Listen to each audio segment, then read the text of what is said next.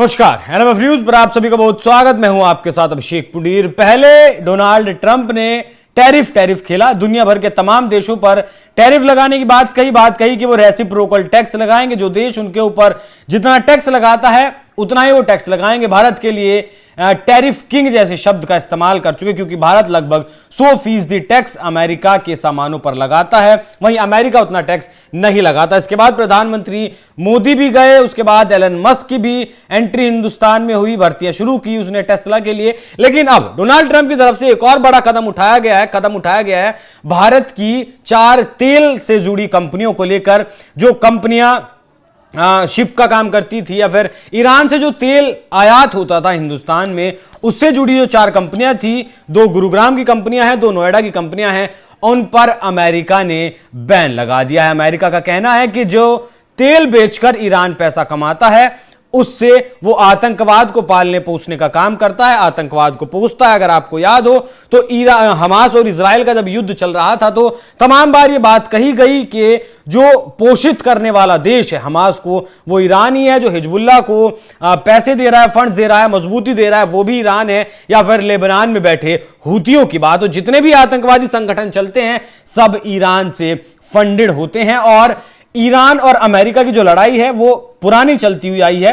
लगभग 10-15 साल पहले अमेरिका को ऐसा शक हुआ कि ईरान परमाणु हथियार बनाने पर काम कर रहा है और उसने बना भी लिया है। तब से लगातार सैंक्शंस, प्रतिबंध ईरान के ऊपर लगाता रहा है अमेरिका। लेकिन भारत को इस चीज का अंदाजा पहले ही था और इसीलिए भारत ने इसका तोड़ पहले ही निकाल लिया था। भारत पहले बहुत ज्यादा तेल ईरान से खरीदता था, अपनी जरूरत का बहुत ज्यादा हिस्से की आपूर्ति जो था वो ईरान से करता था। लेकिन 2023 के बाद के आंकड़े ही मिलते नहीं हैं अगर हम सर्च करते हैं, और 2023 में भी लगभग 1.02 अरब डॉलर का तेल हिंदुस्तान ने खरीदा था ईरान से। उसके बाद के आंकड़े अगर आप ढूंढेंगे तो आपको नहीं मिलते हैं। अभी 3 साल पहले युद्ध शुरू हुआ यूक्रेन और आपका रशिया का, उससे पहले भी सैंक्शन लगा चुका है अमेरिका। भारत के लगभग 17 कंपनियों पर सैंक्शन उसने लगाए थे। तभी युद्ध शुरू हुआ यूक्रेन और रूस का, जिसके बाद से भारत अपनी जरूरत का लगभग 56% हिस्सा रशिया से आयात करता है, रशिया से मंगाता है।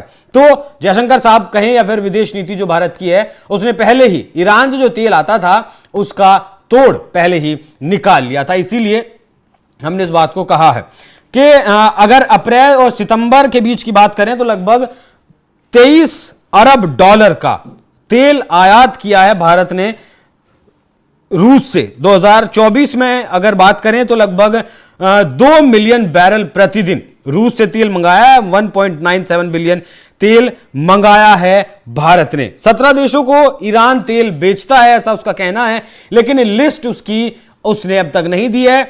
ईरान से निकलने वाला तेल लगभग 90% जो तेल है वो चाइना खरीदता है और बाकी जो 10% और बाकी के बचे 16 देशों के पास भेजता है।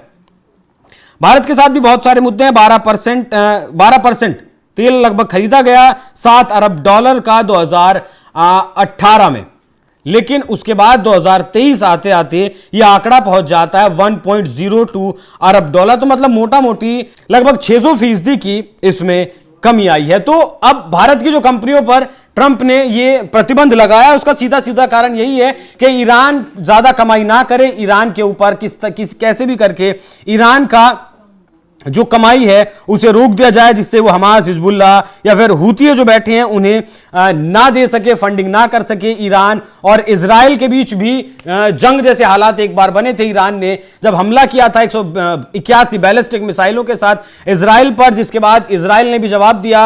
हालांकि इजराइल के जो डॉक्यूमेंट्स से हमला कब करना है, कहां कब करना है, वो डॉक्यूमेंट्स लीक जरूर हुए थे। लेकिन अब रूस और ट्रंप के बीच की जो केमिस्ट्री है वो भी बहुत ज्यादा सुखद देखने को मिल रही है। और इजराइल और ट्रंप की जो केमिस्ट्री है, अमेरिका की जो केमिस्ट्री है, वो तो हम देख ही रहे हैं। तो एक तरफ इजराइल के ऊपर ज्यादा दबाव ईरान ना बना सके, या फिर हमास, लेबनान या फिर जो और इसके आतंकवादी संगठन है जो इजराइल के साथ कई मोर्चों पर लड़ाई लड़ रहे थे, उन्हें पोषित ना कर सके ईरान, जिसकी वजह से लगातार सैंक्शंस अमेरिका लगा रहा है, लेकिन ट्रंप के आने के बाद ये सैंक्शंस बढ़ गए हैं। भारत पर हालांकि इस बात का कोई बहुत ज्यादा फर्क तो छोड़िए, बिल्कुल भी फर्क नहीं पड़ने वाला, क्योंकि भारत लगभग अपनी खपत का 56% हिस्सा मंगाता है रूस से। लेकिन अब डोनाल्ड ट्रंप ने भी ड्रिल बेबी ड्रिल करके एक योजना अमेरिका में चलाई है और अपने देश को कहा है कि जितना ज्यादा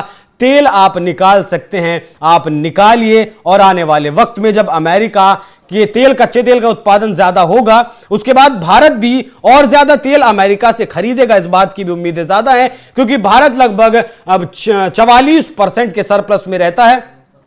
जो ट्रेड अमेरिका और भारत के बीच है वो तो लगभग $10 लाख से ज्यादा का है, जिसमें भारत ट्रेड में सरप्लस रहता है, और अमेरिका को यही बात खटक रही है। इसीलिए अमेरिका रेसिप्रोकल टैक्स की बात कर रहा है। लेकिन आने वाले वक्त में ड्रिल बेबी ड्रिल के तहत अगर अमेरिका ज्यादा तेल का उत्पादन करता है तो कीमतों में भी असर पड़ेगा। हालांकि कच्चे तेल की कीमतें अभी भी लगातार घटनी शुरू हो गई थी, लेकिन अब जैसे ही प्रतिबंध ईरान पर और ज्यादा लगाए तो वो थोड़ी सी कीमतें बढ़ी हैं। लेकिन अमेरिका जब उत्पादन तेल का करेगा तो वो कीमतें घटेंगे, और हिंदुस्तान को अगर अमेरिका से सस्ता तेल मिलेगा तो वो वहां से भी खरीदेगा। तो ट्रंप ने भले ही भारत की 4 कंपनियों पर बैन लगा दिया है, बैन थोप दिया है, लेकिन उसका बहुत ज्यादा फर्क नहीं पड़ने वाला है भारत के ऊपर।